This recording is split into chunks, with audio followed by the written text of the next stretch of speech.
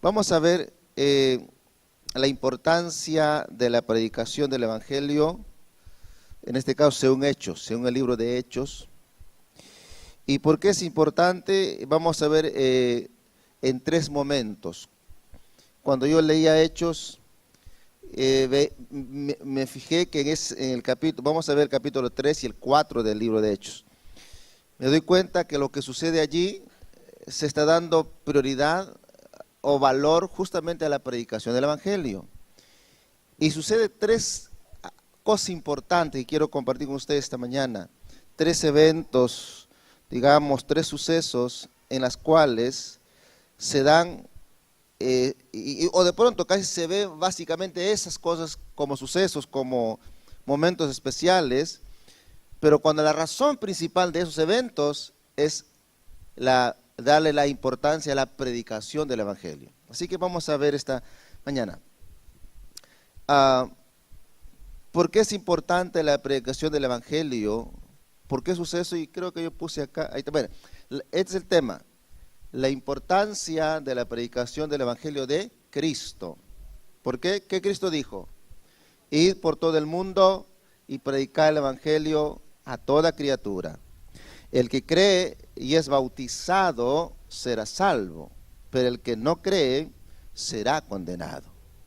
Mira, el que cree y es bautizado, así que si usted todavía no se ha bautizado y dice que cree en Cristo, puede que no sea salvo. En noviembre tenemos bautizo en agua por si acaso. En noviembre tenemos bautizado. Ahí está. El que cree y es bautizado, porque el bautismo es una orden, es la consecuencia de creerle a Dios. Si alguien ya dice que cree en Dios, en Cristo, y hace que pasa su bautismo, hay una interrogante grandaza si realmente está creyéndole a Dios. Bueno, por eso la primera razón por la que es importante, póngale sierva ahí, dice, pásalo. La importancia, lo primero que vamos a ver esta mañana es la importancia de la predicación en las sanidades milagrosas. Eso vamos a ver. La importancia de la predicación en las sanidades milagrosas. Y la base para esto es Hechos capítulo 3, 1 al 20. Vamos a Hechos 3. Vamos a leer primero 3, 1 al 10. Que es un pasaje que lo conocen ustedes y vamos a leerlo para hacer unas reflexiones puntuales esta mañana. Dice así, 3:1. Pedro y Juan subían juntos al templo a la hora novena, que es 3 de la tarde, hora de la oración. Y era traído un hombre cojo de nacimiento, a quien ponían cada día a la puerta del templo, que se llama La Hermosa, para que pidiese limosna de los que entraban en el templo. Este, cuando vio a Pedro y a Juan que iban a entrar en el templo, le rogaba que le diesen limosna. Pedro, con Juan fijando en él los ojos, le dijo, míranos. Entonces él les estuvo atento, esperando recibir de ellos algo, siquiera una monedita. Mas Pedro dijo, misio estoy, no tengo plata ni oro, no hay nada, muchacho, pero lo que tengo te doy. En el nombre de Jesucristo de Nazaret, levántate y anda. Y tomándole por la mano derecha, le levantó, y al momento se le afirmaron los pies y los tobillos. Y saltando se puso en pie, y anduvo, y entró con ellos en el templo, andando, saltando y alabando a Dios. Y todo el pueblo le vio andar y alabar a Dios, y le reconocían que era el que se sentaba a pedir limosna a la puerta del templo, La Hermosa, y se llenaron de asombro, espanto por lo que había sucedido. ¿Estamos? La importancia de la predicación del Evangelio en medio de las sanidades milagrosas. Aquí vemos primero que se relata Lucas, el autor de Hechos, que es el doctor Lucas, registra esta historia de la sanidad milagrosa de un cojo de nacimiento, quien había nacido así y ya tenía 40 años y lo llevaban allí para que pudiera pedir limosna. De eso sobrevivía. De pronto la esperanza única que tenía este hombre era sobrevivir de las limosnas. Ahí estaba cada día pidiendo limosnas. Estaba justamente, ¿dónde estaba este muchacho? ¿En la puerta de dónde? La puerta del templo. ¿Cómo se llama esa puerta? La Hermosa. Estaba en la puerta. Porque vamos a poner acá creo que hay una figura aquí. No sé si se puede ver más o menos, si se puede ver. Eso es más o menos el templo de ese tiempo. Acá abajo en amarillo, ¿qué le leen algo? Y ya. Ahí está la puerta de la Hermosa. Ese templo tenía por lo menos 10 puertas para ingresar. Casi como nosotros. 10 puertas. Ese templo, si ustedes ven arriba, dice cancha de fútbol. Es el tamaño de una cancha de fútbol. Y el templo, ¿cuántas canchas? Más o menos 3 canchas, ¿no? Casi 3 canchas de fútbol, mira el templo, porque eso es el templo. Y una cancha de fútbol, más o menos, estaba sacando mi cuenta, mide casi 5.000 metros cuadrados una cancha de fútbol. Significa que ese templo nomás era cerca de 10.000 a 15.000 metros cuadrados el templo. Casi el tamaño de nosotros, ¿no? Casi.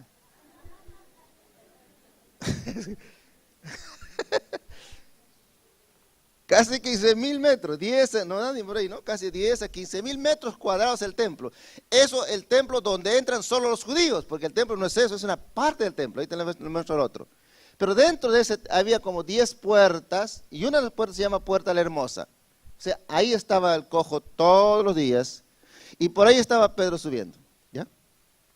Pasa la otra figura, mira, le muestro más grande. Así de grande es el templo. Eso que ven al centro pequeñito, dice Puerta de la Hermosa, eso que está en el centro, eso es lo que vimos en delante. Eso tiene por lo menos 3 estadios. Pero todo el templo es esto que está acá abajo. Y esta es la cancha. Son por lo menos como 8 o 10 canchas en total el templo en general, que son casi más de 100.000 metros cuadrados.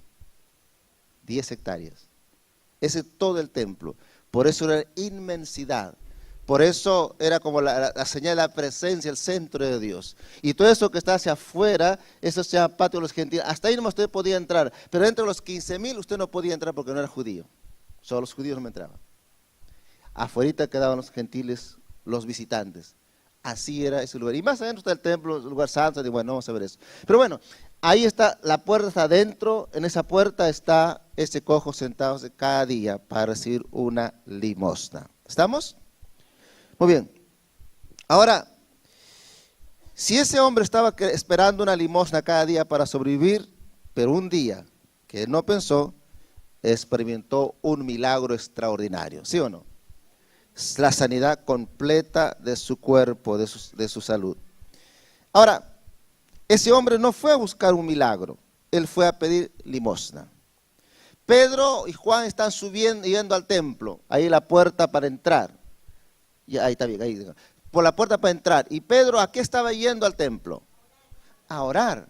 No era una campaña de milagros. Él solo está yendo a orar. 3 de la tarde está yendo a orar. 3 de la tarde está yendo a orar con Juan.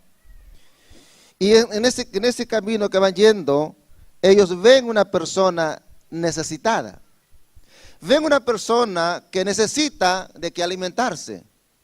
Y entonces, Pedro y Juan creo que deciden apoyar a una persona necesitada. Obviamente los judíos eran generosos, quería apoyar. Pienso que Pedro buscaba su bolsillo. Y no hay. Dijo, ¿ahora qué hago? Pero él quiere ayudar a un necesitado. Y entonces le dice, mira muchacho, no tengo plata ni oro, no tengo nada. Pero lo que tengo te doy. ¿Qué le dijo? En el nombre de Jesús de Nazaret, levántate y anda. Le tomó de la mano y luego lo levantó y quedó sano. Como está la figura ahí, que se ve borroso, pero ahí está. Y sucedió un milagro extraordinario. Un milagro que produjo en el hombre gozo, alegría. Este hombre nunca entró al templo porque el lisiado no podía entrar al templo judío, pero ese día entró. ¿Cómo entró? Saltando, alabando a Dios. Toda persona que experimenta un milagro de parte de Dios, alaba con gozo a Dios.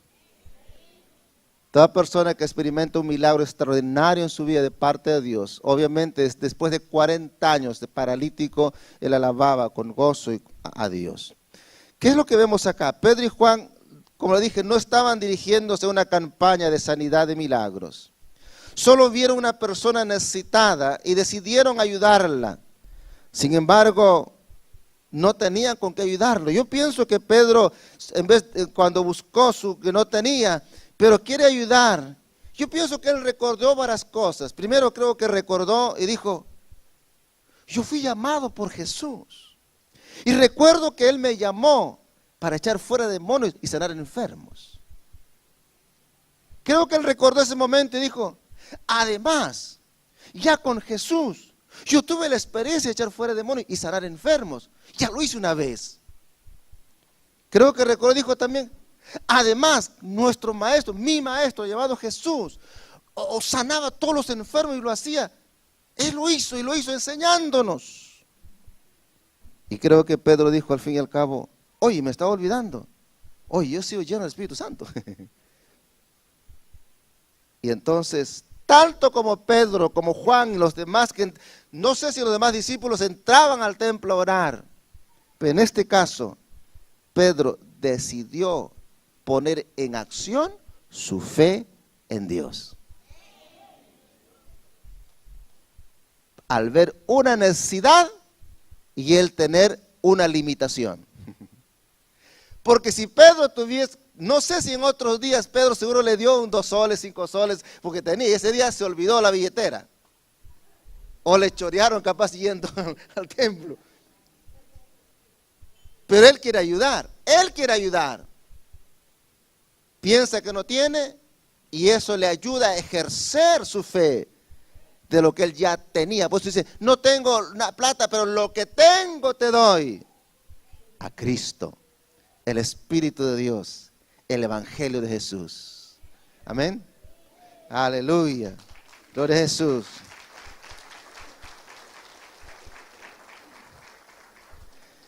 Esto significa que todos nosotros podemos ayudar a las personas necesitadas y no necesita recursos. Es decir, aunque crea que no tiene, usted sí tiene con qué ayudar a las personas. Créale a Dios, créale al Señor. Entonces, cuando usted ve una adversidad o ve una limitación, puede que Dios esté empujando a accionar nuestra fe. Pedro accionó su fe. No creo que fue la primera vez que fue al templo él. No creo que fue la primera vez que dio. ¿Cuántas veces fue y compartió? Pero ahora se sentía con limitación. Y esa limitación hizo accionar su fe. Luego de eso vemos el versículo 11. ¿Qué pasa? El 11 hacia adelante. ¿Qué pasa ahora? Vamos a ver qué sucede acá. 11 al 12. Y teniendo asido a Pedro y a Juan, el cojo, que había sido sanado, todo el pueblo atónito concurrió a ellos al pórtico que se llama de Salomón.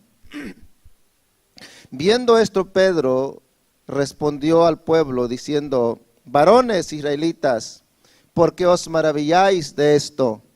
¿O por qué ponéis los ojos en nosotros, como si por nuestro poder o piedad hubiésemos hecho andar a este? Cuando sucedió el milagro, y obviamente todos sabían ese hombre de 40 años ahí tirado, todos le habían dado limosna, de pronto ahora lo ven caminando, saltando y danzando, y cantando como los corderitos. Y entonces dicen, oye, ¿no es el cojo? ¿No es el cojo? Claro, yo le doy mi plazo. ¿Qué pasó? Es que Pedro, todos fueron a buscar a Pedro. Esa sanidad milagrosa atrajo la atención de la gente, porque todos creían que había un milagrero allí, un hombre extraordinario, alguien que tiene capacidad de hacer milagros. La gente fue a buscar, no al cojo, sino a Pedro, porque suponían ellos que Pedro tenía poderes especiales, así que hay que aprovechar eso. estaban puestos sus ojos en Pedro, el milagrero, el sanador, el libertador, el grande hombre. Y ahí fueron. Y Pedro ve esa situación y Pedro va a responder. Vamos a ver lo que pasa en el versículo 13 al 16. Ve esa situación y Pedro está preocupado. Y mira lo que dice, 13. El Dios de Abraham, el Dios de Isaac, de Jacob, el Dios de nuestros padres, ha glorificado a su Hijo Jesús, a quien vosotros entregasteis y matasteis delante de Pilato, cuando éste había resuelto ponerlo en libertad.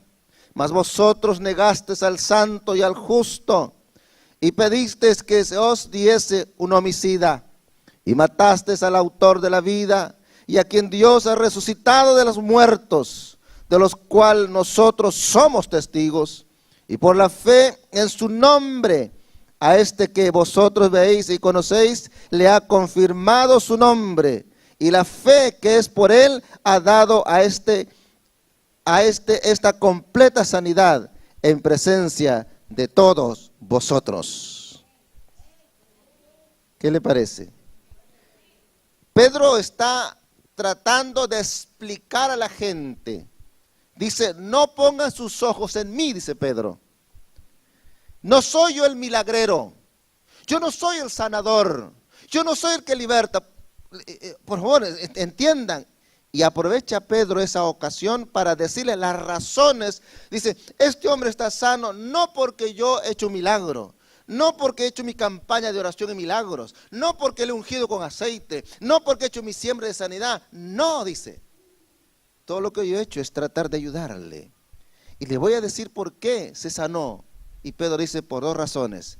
Primero, dice Pedro, porque Dios del cielo ha decidido glorificar a su Hijo Jesucristo. Es decir, honrarlo, valorarlo, a quienes ustedes lo rechazaron, lo menospreciaron, lo mataron, pero el Dios de Abraham, de Jacob, nuestro Dios, lo está honrando. Porque por la fe en ese crucificado y muerto, rechazado por ustedes, por la fe en él, este hombre ha sido sanado. Amén.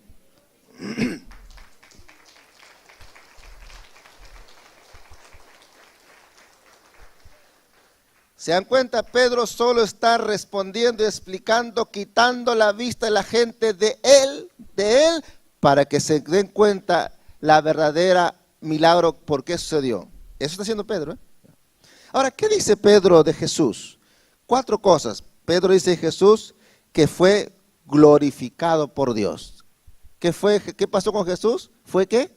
Glorificado por Dios. Significa honrado, aceptado, valorado. Eso significa glorificado por Dios.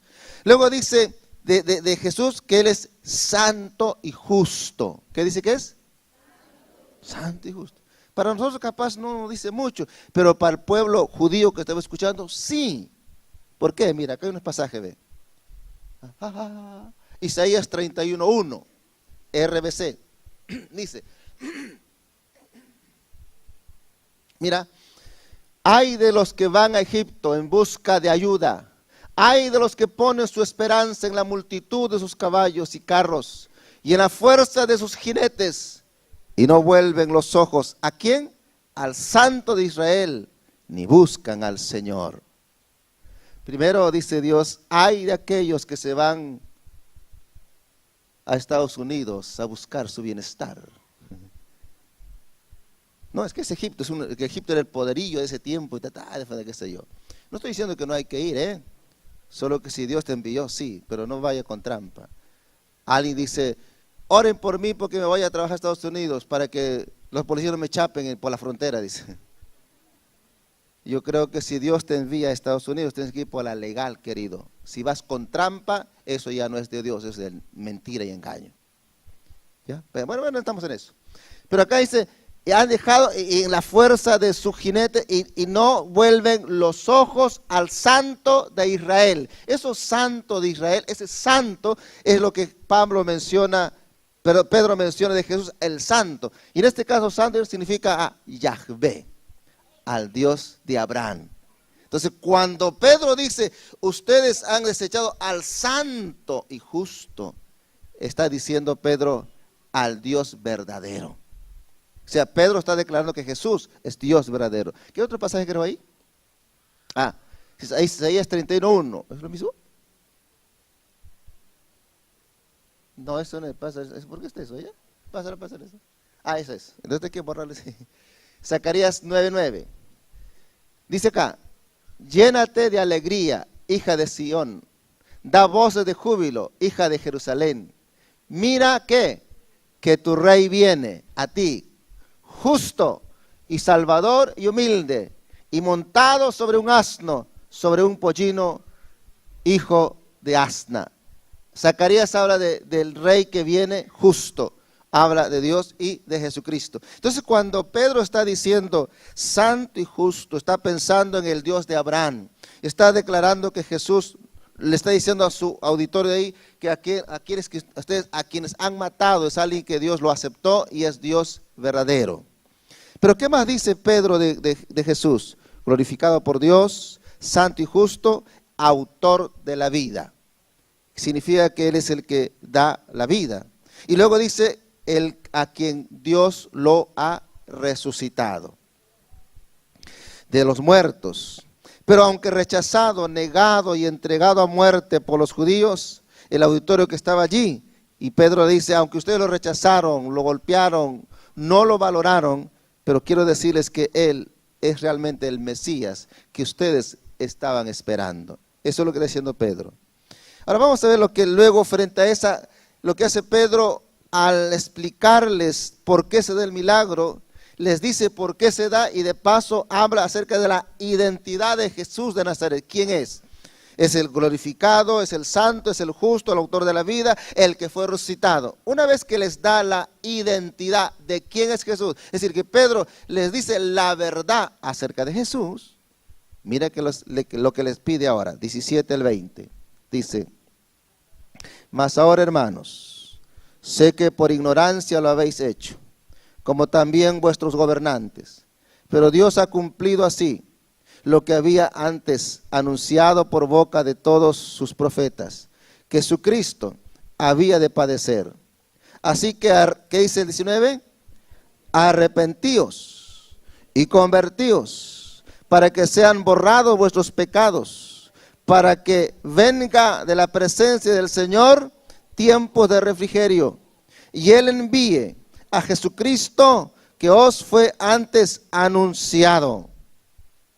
Después que Pedro les menciona la identidad de quién es Jesús, como que el pueblo entiende, ahora Él les llama al arrepentimiento, para que, como una misericordia de Dios, para que no perezcan. Ya ustedes vieron lo que Pedro le dijo, ustedes lo mataron, ustedes lo rechazaron, aunque lo hicieron por ignorancia. Hermanos y amigos, la ignorancia no exime de culpa. La ignorancia de las leyes no libra de culpabilidad o de consecuencias cuando alguien la quebranta. ¿Está bien? Dice, aunque lo hicieron por ignorancia, pero ya pecaron, le dice Pedro. Hicieron lo incorrecto, lo hicieron, y por eso les manda que se arrepientan y se conviertan. ¿Está bien? ¿Están despiertos? Muy bien. ¿Qué significa arrepentirse? Significa cambiar nuestra manera de pensar y nuestra actitud. En griego, la palabra griega de arrepentimiento implica cambio de pensamiento, cambio de actitud, cambio de manera de vivir, se le está diciendo. Por ejemplo, es usted en Marcos 1, también creo que está acá, ¿está siervita? No, ¿esto qué es eso? No, pásale. Acá está, Marcos 1, mira que dice acá. Después de que Juan fue encarcelado, Jesús fue a Galilea para proclamar el evangelio del reino de Dios. Decía, el tiempo se ha cumplido, el reino de Dios se ha acercado. ¿Qué dice luego? Arrepiéntanse y creen el evangelio. Es decir, que el mensaje de Jesús siempre fue de arrepentimiento. Cuando a Pedro, en el capítulo 2 de Hechos, le dice la gente, Pedro, ¿qué hacemos ahora? Pedro le dicen, arrepentíos y convertíos y bautice para que reciban el perdón de sus pecados. El mensaje de arrepentimiento. Es decir, que el arrepentimiento significa cambio de pensamiento, cambio de actitud, cambio de estilo de vida. Si la gente que está escuchando a Pedro habían rechazado a Jesús porque creían que era falso, que no era el Mesías, y ahora le dicen, cambien su pensamiento porque ya les expliqué quién es ahora. Pero luego le dice, convertíos. ¿Y qué significa convertirse? Según el griego significa volverse. ¿Qué significa convertirse? Volverse o regresar. Ahora, Pedro le dice, arrepiéntanse, cambien su pensamiento, cambien la actitud de su corazón, cambien su estilo de vida y vuélvanse a Dios, regresen a Dios, le está diciendo Pedro. ¿Para qué? Cuando una persona se arrepiente y se vuelve a Dios, recibe dos bendiciones. ¿Cuál es la primera bendición? ¿Qué dice? ¿Y para qué? Para que sean borrados sus pecados, dice. Para que sean borrados sus pecados. Según el griego, la palabra borrar significa quitar, anular o cancelar. Es como que si usted viera un dibujo en su papel o escribió algo en su papel, agarra un borrador, lo borra y no queda nada. Dijo el apóstol Pedro que el pecado del hombre puede ser borrado totalmente y no queda nada, pero tiene que arrepentirse y volver a Dios. Hola. Arrepentirse, cambio de pensamiento, cambio de actitud, cambio de estilo de vida y se vuelve a Dios y dice el beneficio maravilloso que Dios hace que se desaparezca de tu vida el pecado, es decir, que recibes perdón de Dios. Y la Biblia dice que Él nunca se acordará de nuestros pecados. Lo que Él borra, queda borrado para siempre.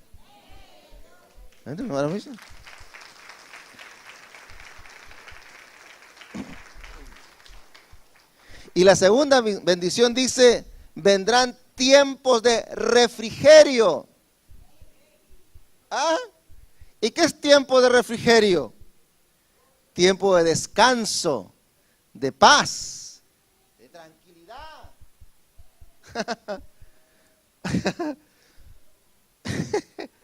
Es que tengo una cosa acá, por eso me río.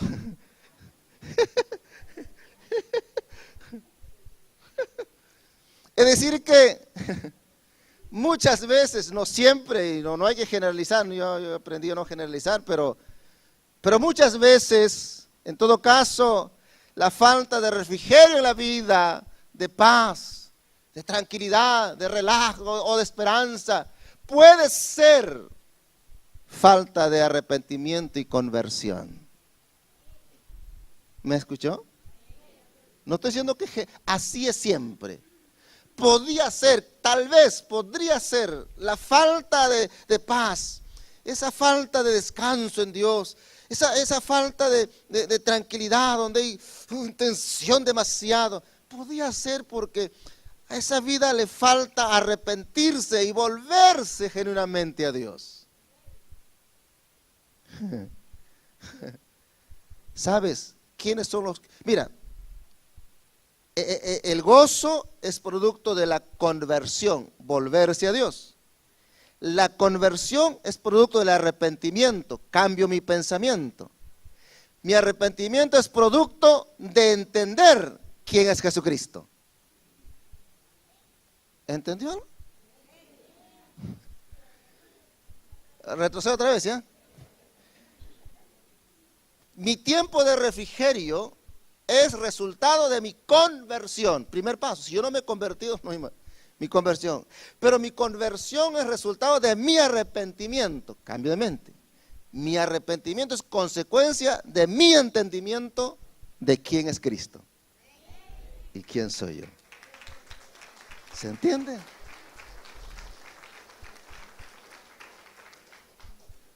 Porque Pedro primero les habla acerca de quién es Jesús. Pedro le dice, Jesús es el glorificado por Dios. Jesús es el santo, el justo. Jesús es el autor de la vida. Jesús es el que resucitado por Dios. Ahora, arrepiéntanse, cambie su pensamiento sobre quién es Él y sobre ustedes. Por eso, conviértanse.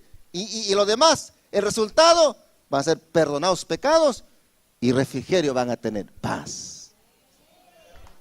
Es simple.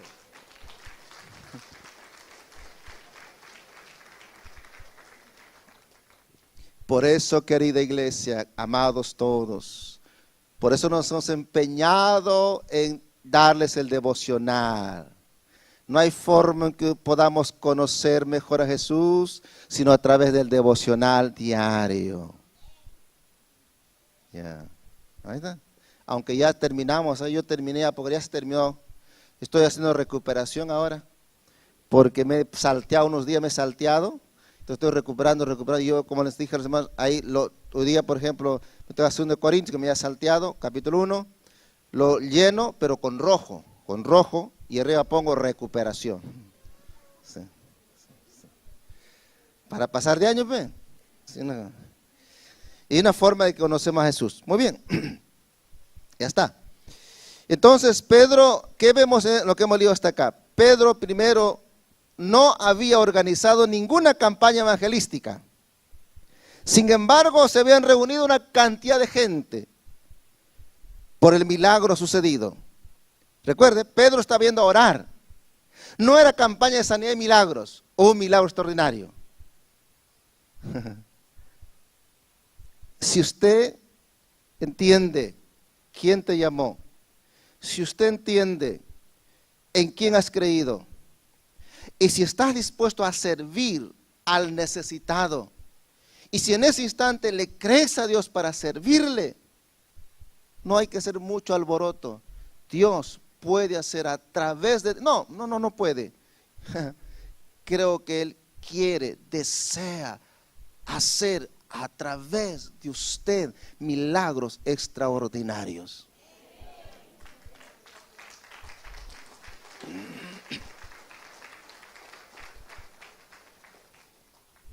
No son campañas milagrosas. No son campañas extraordinarias. Es solo un hombre que está yendo a orar, es un hombre que le está creyendo a Dios y ni siquiera está entendiendo en ese momento cuántas veces habrá dado la limosna, pero la escasez le hizo reaccionar y hizo que accionara su fe. No sea que de pronto las dificultades que estás pasando, las escasez que estás teniendo, las limitaciones que estás experimentando, ¿no será que Dios te está diciendo, mira, te está hablando, quiero hacer un milagro a través de ti? Acciona en fe. No lo sé. Hágalo. Porque si tienes a Jesús, lo tienes todo.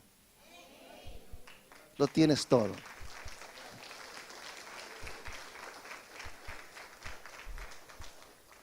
La otra cosa que vemos en esa historia es lo que significa que una de las formas de preparar o derribar las barreras para poder predicar acerca de Jesús es supliendo las necesidades de las personas. ¿Escuchó? Una de las mejores formas para poder hablar de Jesús o romper las barreras que nos pone la religión, lo que sea, para hablar del evangelio, una de las mejores formas es supliendo las necesidades de las personas. Pedro suplió una necesidad de este hombre y toda la gente estaba dispuesto a escuchar a Pedro. Hola. Ve, simple. Podemos decir entonces que el Señor, Dios del cielo, había preparado este milagro porque Él lo sanó para que muchas personas conozcan la verdad y sean salvos. Porque después de la historia, cerca de 5,000 personas fueron salvadas por Jesús. No hubo campaña evangelística. No era campaña de milagros. Era un solo hombre que decidió creerle a Dios. Por no quedar en vergüenza cuando era escaso de no poder apoyar. Y esa escasez, y no quedar en vergüenza, se autoobligó a poner en acción lo que él ya tenía. Porque él dijo, lo que tengo te doy. Y él sabía lo que tenía, a Cristo. Aleluya. Y entonces se dio el milagro. Entonces vemos ahí la predicación, la importancia de la predicación en medio de los milagros. En este caso Dios hizo un milagro. Pero el propósito del milagro no era en sí el milagro. Era la salvación de 5,000 personas, la predicación del evangelio. Los milagros no se buscan y se siguen por fin propio. Los milagros y las cosas extraordinarias de parte de Dios tienen un solo propósito, la predicación del evangelio. ¿Sabe qué creo, iglesia? Si vamos buscando solo un milagro por el milagro, vas a frustrarte. Pero si vas con la disposición de hablarle a alguien más de Jesús, y en ese caminar hay una limitación de una necesidad, tú decides suplirlo por medio de la oración, por ejemplo, puedes ver un milagro extraordinario de Dios. Y como es tan sencillo, porque cuando ya, por ejemplo, acá hay una campaña, luces psicodélicas, cantantes medios mundanos, con reggaetonazos, con eso, entonces la gente comienza así, y un milagro. Pero si usted es una persona sencilla, caminando, en su chamba, no sé dónde, pero lo que tengo, atiende esa necesidad. Sucede un milagro, es más extraordinario, porque usted sabrá que fue Dios mismo quien lo hizo. Amén. Aleluya. Gloria al Señor. El segundo tema, la segunda cosa que queremos ver. Póngala ahí, servidor. Bueno, pasa así. Pasa. Acá. Segundo, la importancia de la predicación en la oposición interna. Primero vimos la importancia de la predicación en las sanidades milagrosas. Ya dijimos que las sanidades y milagros es para la predicación del evangelio. Vamos a ver la importancia de la predicación en la oposición interna. Hechos 4. ¿Todavía están conmigo? No se duermen, ¿no? Hoy día es ayuno de mujeres y como hay puras mujeres se quedan hasta las 5 horas. 4, 1 al 3 dice, vamos a leer capítulo 4. Porque la historia continúa. Hablando ellos al pueblo, vinieron sobre ellos los sacerdotes con el jefe de la guardia del templo y los saduceos. ¿Cómo estaban? Contentos, resentidos de que enseñaban al pueblo y anunciaban a Jesús la resurrección de entre los muertos. Y les echaron mano y los pusieron ¿dónde? En la cárcel hasta el día siguiente por predicar. ¿Qué le parece? Porque era ya tarde. Pero muchos de los que habían oído la palabra creyeron, y el número de los varones eran como 5,000. Varones nomás, no contar las mujeres. Siempre hay más mujeres que hombres, ¿sí o no? Por lo menos había unos 15,000 convertidos. 15,000 personas. ¿Está despierto? Sí parece, ¿no? ¿Cuál es la causa por la cual arrestaron a Pedro y a Juan en este caso? El resentimiento que había en las autoridades religiosas. En la palabra griega resentimiento tiene que ver con que estaban muy furiosas, así como cuando el toro quiere, así, muy molestas, muy fastidiados. ¿Por qué? No por el milagro, no, sino porque dice que hablaban ¿de qué? De Jesús resucitado. ¿Y por qué les molesta tanto eso? ¿Sabe qué? Hasta ahí habían pasado aproximadamente 2 meses reciencito, calientito. Y eran las mismas autoridades que habían dado muerte a Jesús. Ahora les dice, ustedes que lo mataron y ya lo resucitó. O sea que les picaba en el alma a ellos eso. Les incomodaba. Y es más, el jefe principal era saduceo. Y un saduceo es parte de una religión judía que no cree en los ángeles, en los espíritus, mucho menos en la resurrección. Y estos hombrecitos dicen, Cristo resucitó, y son los que están asados, amargos, molestos. Qué triste, ¿no? Escúcheme, los que le arrestaron, luego lo amenazan a ellos, son los propios judíos que esperaban el Mesías. Eso significa que la principal oposición a la predicación del Evangelio siempre es interna, de lo más cercano. Pero vamos a ver qué pasa acá. 5:22, leemos 5 adelante. 5 dice, aconteció al día siguiente que se reunieron en Jerusalén los gobernantes, los ancianos y los escribas, y el sumo sacerdote Anás y Caifás y Juan, Alejandro y todos los que eran de la familia de los sumos sacerdotes, y poniéndolos en medio les preguntaron diciendo, ¿con qué potestad y en qué nombre habéis hecho vosotros esto? Habla, muchacho. ¿Qué están haciendo? Están ahora Pedro frente al concilio. ¿Qué es una figura acá? Ahí está, así más o menos era. Concilio significa que ahí está Pedro y Juan, ustedes ven, está el chiquito que está ahí en el centro, y tipo media luna, ¿no? Ahí había como 70 judíos. El concilio estaba formado por 70 ancianos, saduceos, fariseos, gobernantes religiosos. Así como está Pedro, así también estaba Jesús hace 2 meses. Donde dijeron, ¡ay, culpable está! ¡Ya, mátalo! Ahora Pedro está frente a las mismas personas que condenaron a su maestro. ¿Tiene para ganar o para perder? Sí, Pedro va diciendo, a este Jesús que ustedes lo mataron el mes pasado, yo hablo que resucitó. O sea, tenía todas las de perder, ahí está. Y ese lugar que se llama el Sanedrín, estaba en el mismo templo, en una pared, ahí está bajito merito, ahí estaba. Ya recuerdan que si el templo era más de 100,000 metros cuadrados, entonces esa oficina, en una esquina estaba ahí.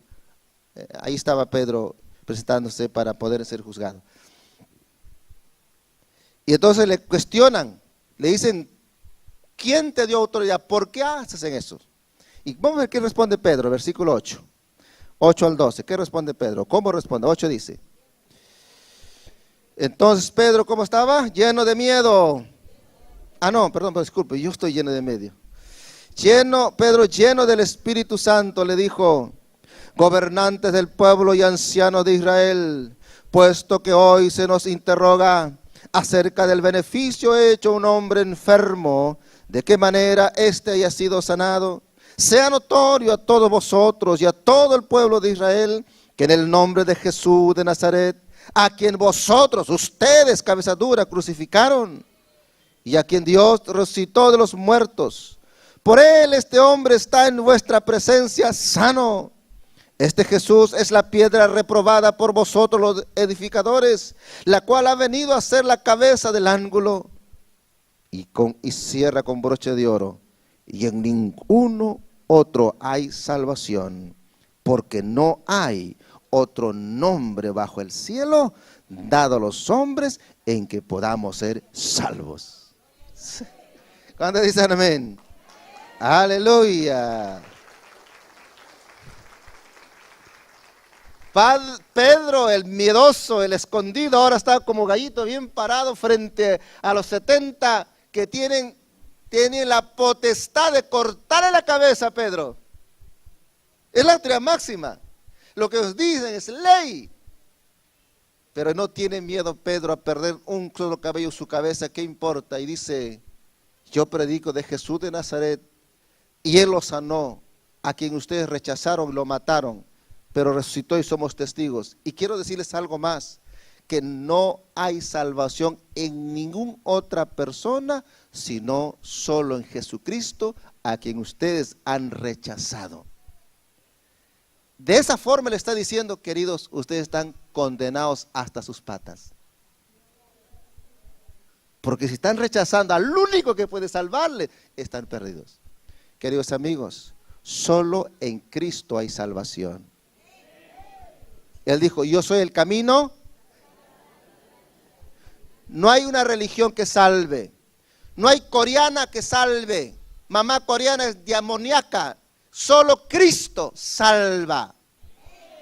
Escuche bien, cuando te venga a hablar de mamá, Madre Dios, con respeto, dile que se vaya al infierno. Porque es la mentira diabólica. Solo Cristo.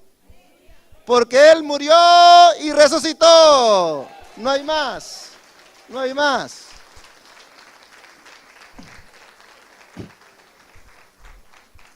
Y mira lo que dice Pablo en este pasaje acá, 1 Timoteo 2:5, en relación a ello, dice Pablo, porque hay un solo Dios y un solo mediador entre Dios y los hombres, que es Jesucristo hombre, el cual se dio a sí mismo en rescate por todos, de lo cual se dio testimonio a su debido tiempo.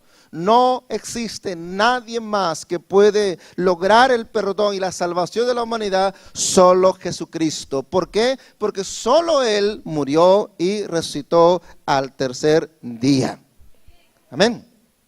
Entonces Pedro, lleno del Espíritu Santo, por eso él pudo hablar.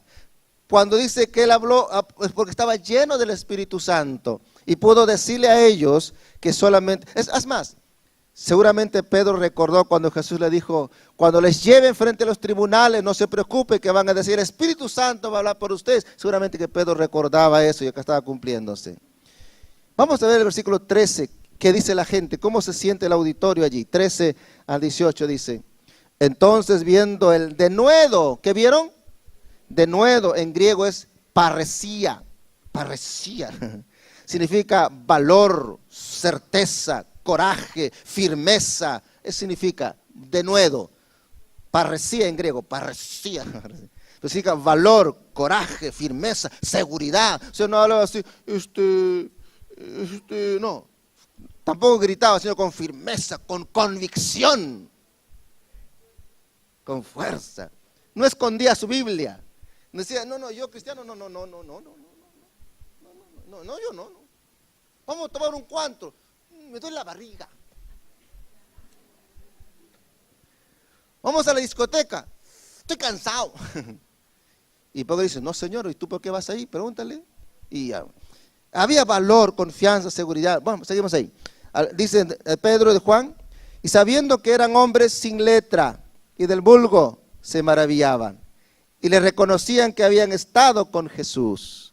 O sea, para Pedro y Juan no tenían tanta educación como ellos, como jefes, pero estaba haciendo cosas más grandes que ellos. Pues decía, wow, y esto con poca enseñanza y poca cosa. ¡Ah, qué tremendo! Y además este el hombre, sí, pues lo conocemos. Tú le das limosna así en los 70 y tú nada, sí, yo también le daba así en el 40 y ahora está parado hoy. Y nosotros nada, y somos los máximos y nada. ¿Cómo es eso? Y este que no es nada. Estaba pues sorprendido, querido. Hermano, Dios quiere hacer milagro a través de usted. A través de usted, que no tiene mucha educación teológica de pronto, mucho conocimiento bíblico por ahora, Dios quiere hacer milagro a través de usted. Pero tienes que solamente atreverte a creerle a Dios. Recuerda que Pedro estaba, él y Juan nomás. Así que cuando usted va a un lugar y ve a un enfermo y ve que usted, usted te viene a predicar y siente ayudar a esa necesidad, hermano, ore por el enfermo. Al final es el enfermo y tú. Si se sana, gloria a Dios. Si no se sana, ¿quién te va a publicar? Nadie te viste, tú y él nomás.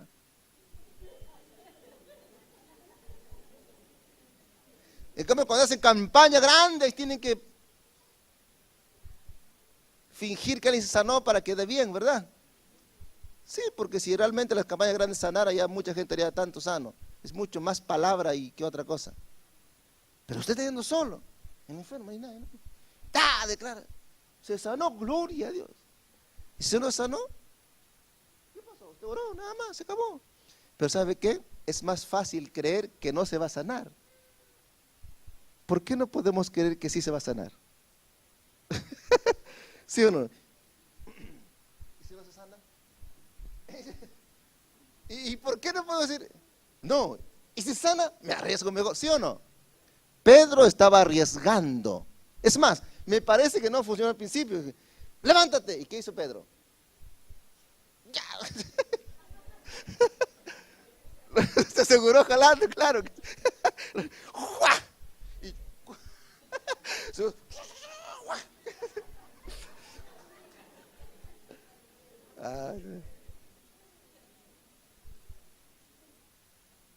Lo que Pedro quería era ayudar una necesidad, suplir una necesidad. Eso es lo que quería.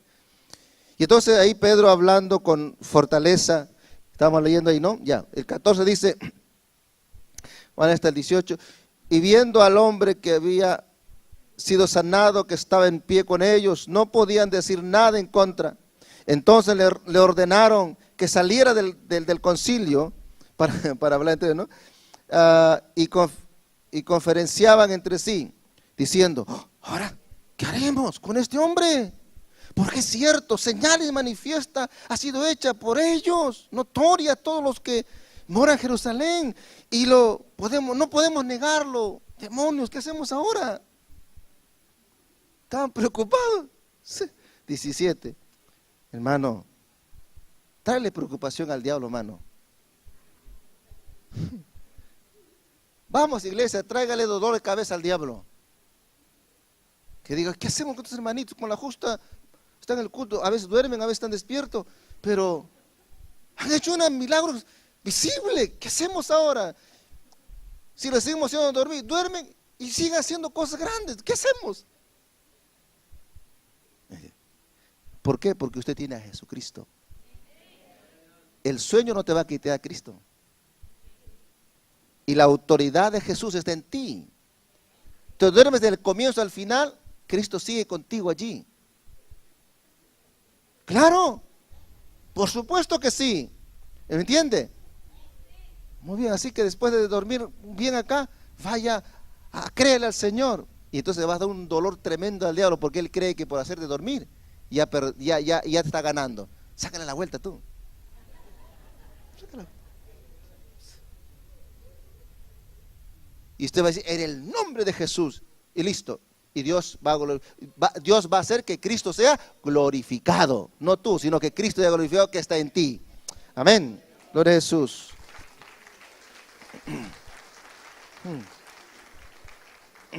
17 dice, sin embargo, para que no se divulgue más entre el pueblo, ¿qué vamos a decir? Hay que amenazarlos estos chukis ahí. Para que no hablen de aquí en adelante a hombre alguno en este nombre. 18. Y llamándoles, les intimaron que en ninguna manera hablasen ni enseñasen en el nombre de Jesús. ¿Se da cuenta?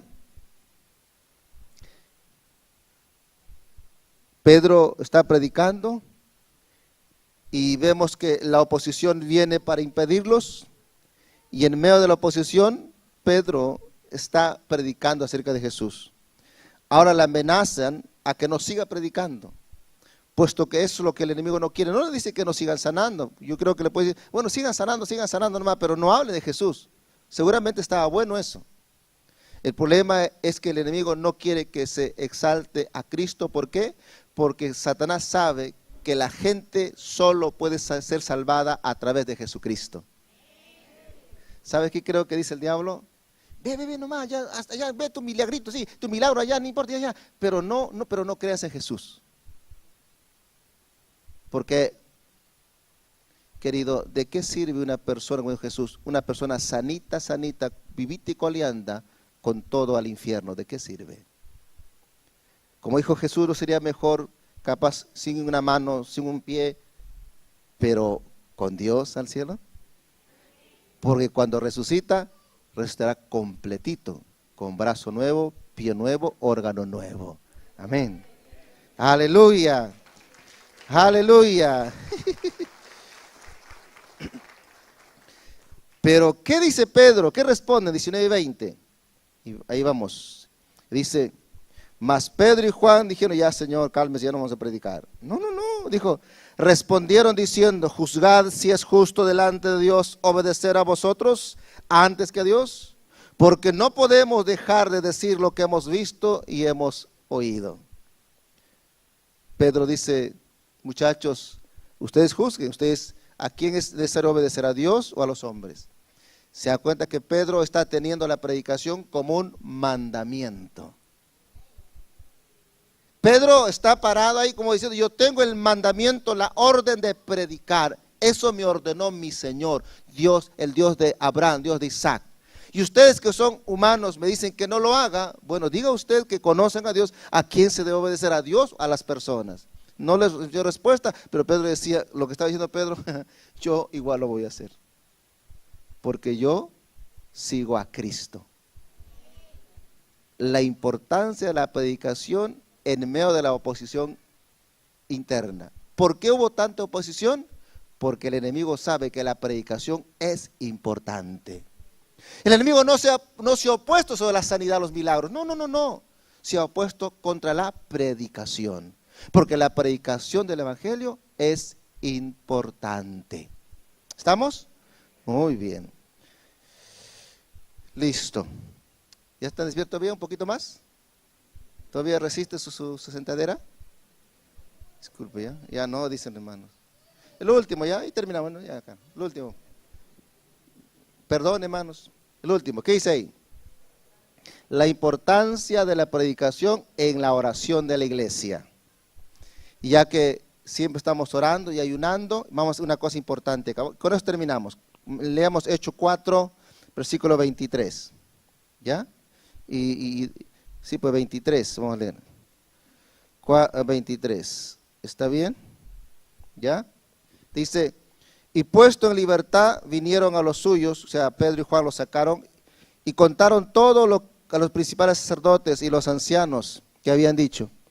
Y ellos habiendo oído, alzaron unánimes la voz a Dios, dijeron, soberano Señor, tú eres el Dios que hiciste el cielo y la tierra, el mar y todo lo que ellos hay, que por boca de David tu siervo dijiste.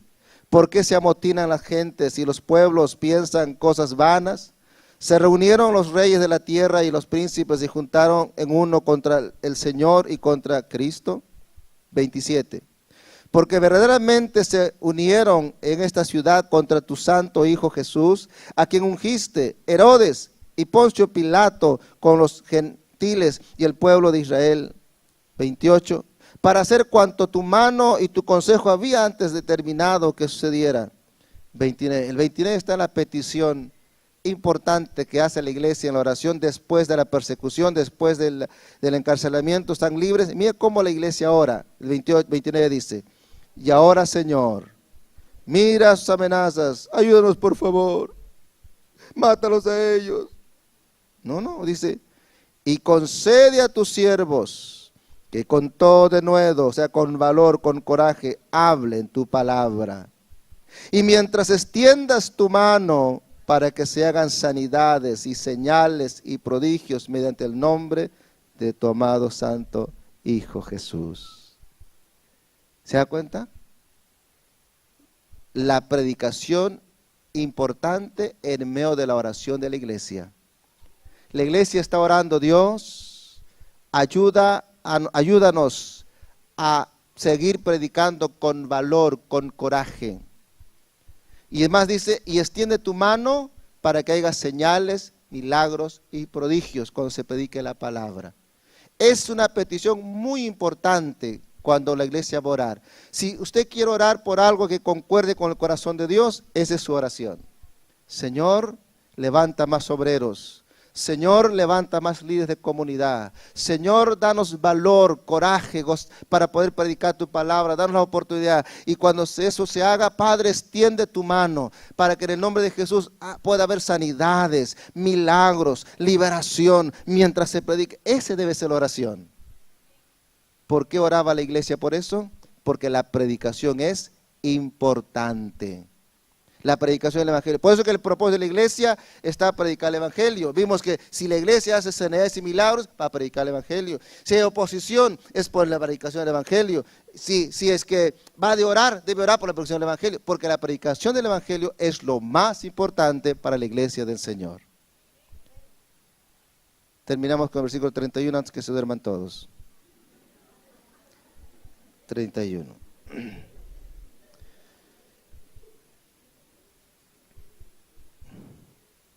Es más, dice que clamaron unánimes juntos. 31. Cuando hubieron orado, el lugar en que estaban congregados, ¿qué pasó? tembló, porque se cayeron. Estaban durmiendo, tembló. Y todos fueron llenos del Espíritu Santo. ¿Y luego qué pasó? Y hablaran con denuedo. Tembló el lugar. Todos fueron llenos del Espíritu Santo. ¿Y qué hicieron con eso? Predicaron con denuedo, con valor, con coraje, con fuerza la predicación de palabra. ¿Se dan cuenta? Es decir, que la predicación del Evangelio, queridos, es el objetivo más importante de la iglesia del Señor. Vimos cómo Hechos nos muestra, les mostré, se da cuenta otra vez, el milagro extraordinario hecho por Dios, pero con un solo propósito, juntar gente para que escuche el Evangelio. La oposición no es por la sanidad, por la predicación del Evangelio. El diablo no quiere que se predique. Es decir, quien está impidiendo a la iglesia a que no predique, que lo desanima con mentiras, es Satanás. El diablo no quiere que usted y yo prediquemos a alguien. Lo tercero que vemos, la iglesia del Señor no está orando: Dios, ven pronto, sálvalo. Yo no soporto a mi marido, llévatelo. Dame una casa más grande, Señor. Esa no era la oración de ellos. La oración de ellos era: Señor, danos valor para predicar tu palabra. Danos pasión por tu presencia, danos compasión por los perdidos para predicar. Y cuando salgamos, tú, Padre, extiende tu mano para que haya sanidad, milagros, para que la gente al ver esos milagros escuche tu palabra y muchos más sean salvos. Es el corazón de la iglesia. Y cuando ellos oraron por eso, interesante, interesante. Hermanos, ¿queremos que tiemble este lugar? ¿Queremos ser llenos del Espíritu Santo? ¿Qué tenemos que hacer?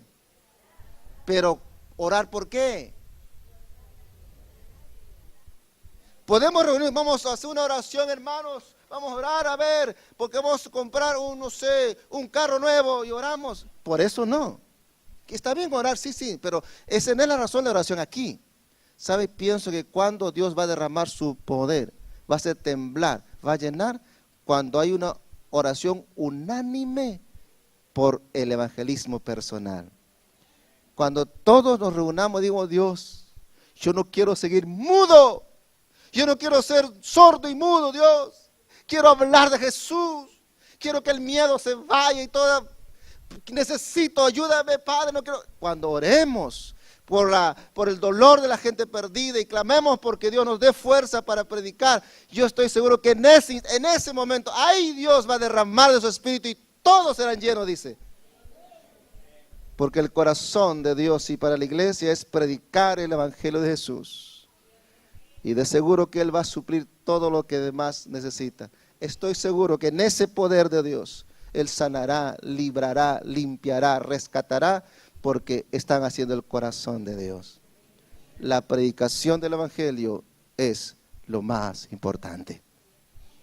Por eso les espero este sábado, que tenemos un seminario acerca de evangelismo personal. No es un seminario para decirle por qué es importante, es un seminario práctico de cómo hacerlo, el evangelismo personal. Si hay pasión en su corazón, hacer la voluntad de Dios, les espero este sábado, a partir de las 8 de la mañana, todo el día, a prepararnos. Amén. Nos ponemos en pie, vamos a darle gracias al Señor esta mañana por esta oportunidad.